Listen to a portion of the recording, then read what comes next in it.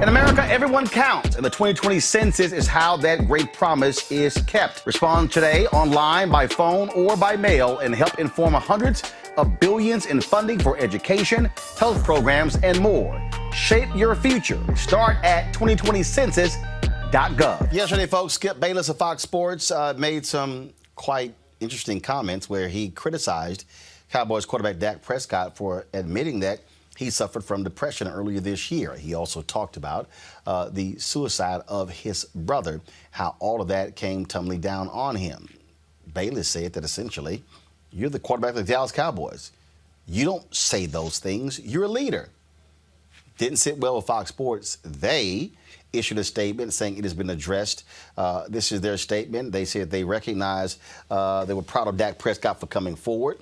They also said we do not agree with Skip Bayless's opinion on Undisputed this morning. We have addressed the significance of this matter with Skip and how his insensitive comments were received by people internally at Fox Sports and our audience. This is what Skip had to say today.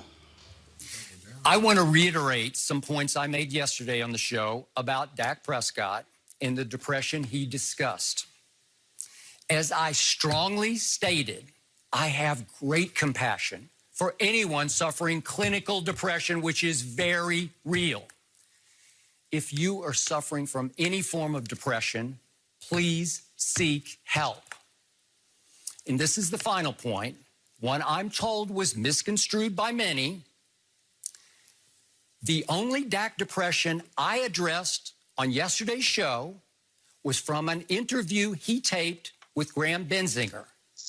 Dak said that depression happened soon after the pandemic hit, early in the quarantine. I said yesterday that if Dak needed help for pandemic depression, he should have sought counseling then. And again, if you are suffering from any form of depression, please seek help. Amisha, that's trash. So That's trash. it's First trash. of all, his comments were trash. No apology to Dak. And that's just doubling down. I'm sorry. I think the folks at Fox Sports should sit his ass down for a few days because, I wasn't talking about that depression. I really meant that depression. It doesn't matter. It doesn't matter. No. I wasn't talking about the depression regarding your brother committing suicide. I was really saying that one. And he wasn't saying get treatment. He said he, as the quarterback, as a leader, he should not say anything. That's what he said. And this makes my head explode for several reasons. So I'm a huge Dak Prescott fan. I was when he was at Mississippi State. I am now. As someone who, we have to remember about Dak's history. Dak lost his mother to colon cancer. He lost his brother to suicide. I lost my mom to colon cancer, and my younger brother died from suicide as well. So when you're talking about depression, you're taking into context that he's had major people in his family, in his direct line, pass away. And he's still able to go out, he's still able to play, and he's still able to, function in society. That does not mean that you do not have depression. It does not mean that depression isn't something that you battle every single day. This is National Suicide Awareness Month. To have Skip Bayless take homage like that and say those hateful comments about him and act as though, one depression matters, whereas the other one doesn't, and basically assume that because of how much he gets paid, because he's a quarterback, these things eradicate the pain that he is feeling inside. This is one of the reasons why people who have mental health issues stay insular and they don't talk about them. Because there are people like Skip Bayless who will make fun of you. People like Skip Bayless who will act as though your income level eradicates the fact that you've gone through some really serious trauma. And in America, where, Black men are always seen as the alphas of everything within our community, they are seen as not having to cry, not showing emotion, not being able to have those levels of feelings because you're always supposed to be big, strong, tough, alpha. To have that type of pressure on you as a consistent basis as a Black man in this country, and to know that you're facing some of these extreme traumas, it just is devastating and heartbreaking to me to watch Skip Bayless make those comments. And as you pointed out earlier with that video, when given the opportunity to apologize and fall on the sword and talk about, mental health awareness, This jackass decides that now is the time to pick and choose which levels of depression deserve attention and which ones do not. I'm just quite frankly really frustrated and upset and proud that the NFL Network called him out, proud that ESPN called him out. But now I'm looking forward to there being some retribution on their part. He should be made to sit down because there's no forgiving what he said. Pure trash, Joseph. Well, and compare and contrast, 2017, Jamel Hill said Jerry Jones was wrong to make his players stand to their national anthem. Suspended for 2 weeks, right? Shortly after that, she made some other comments, and she was out at ESPN.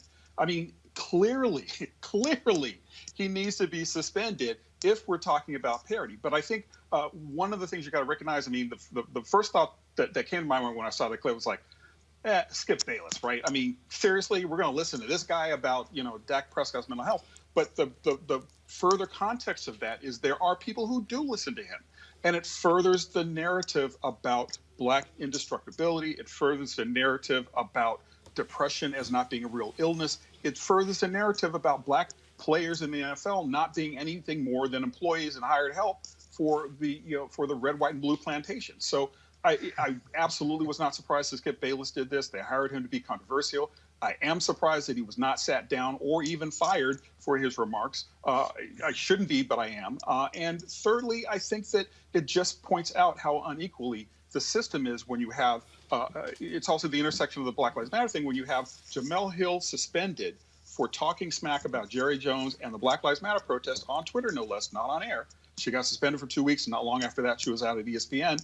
And you've got this dude talking some stuff that's clearly got racial overtones to it, and he's not even made to apologize, much less suspended or given any kind of reprimand for this kind of reprehensible remark. It's the NFL and sports in a microcosm, in my opinion. This is the nonsense that we see, Derek, where, a man's man, you don't admit to depression. That's not a leader. You keep it to yourself, which is how people end up committing suicide. Sure. Mental health, I wrote a piece about it a couple of years ago. It's in Huffington Post, and it's time to address mental health in the Black community because it is so taboo to talk about mental health. And as Misha said, and as you just said right there, if you're a Black man, you was taught, just like I was by my father, you tough. It ain't, you can't cry, you can't show no softness and that kind of thing. Well, my father suffered from manic depression, schizophrenia, took his life at the age of 49, shotgun to the abdomen. So I understand the mental health issue. And I was, when Skip Bayless did that right there, I don't give a damn if you were talking about mental health a year ago, today, or tomorrow. The fact that that brother came out and was able to just speak his mind and tell people about it and not being embarrassed about it, I was so proud of him, man, because so many of us can't do that because we fear about what people are going to say about us. And so right now, 1 in 5 Americans suffer from mental health. African Americans are 20 times more likely than our white counterparts to suffer some type of mental health disorder. And then suicide is one of the #1 mental health disorders within the Black men community, black men. And so if you don't talk about it, man, who knows what will happen. So I appreciate that coming out. Skip Bayless, he needs his ass kicked, and Fox need to sit him down for that right there. Folks, back to our Roland Mark Unfiltered video in just one moment. As our community comes together to support the fight against racial injustice, I want to take a second to talk about one thing we can do to ensure our voices are heard. Not tomorrow, but now. Have your voices heard in terms of what kind of future we want by taking the 2020 census today at 2020census.gov? Now, folks, let me help you out. The census is a count of everyone living in the country. It happens once every 10 years. It is mandated by the U.S. Constitution. The thing that's important is that the census informs funding, billions of dollars, how they are spent in our communities every single year. I grew up in Clinton Park in Houston, Texas, and we wanted new parks and roads and a senior citizen center. Well, the census helps inform all of that and where funding goes.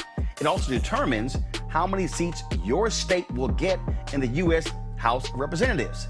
Young Black men and young children of color are historically undercounted, which means a potential loss of funding for services that helps our community. Folks, we have the power to change that.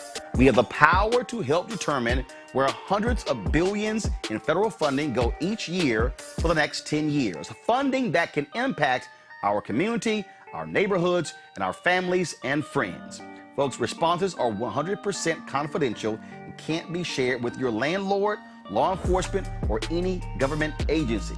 So please, take the 2020 census today.